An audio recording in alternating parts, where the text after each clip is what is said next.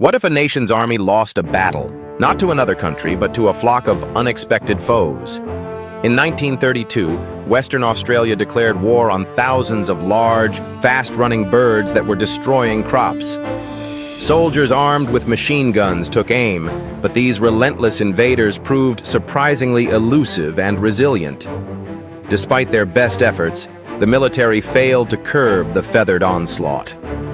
The campaign ended in defeat, with the birds triumphing. This odd episode, known as the Great Emu War, remains a testament to nature's unpredictability.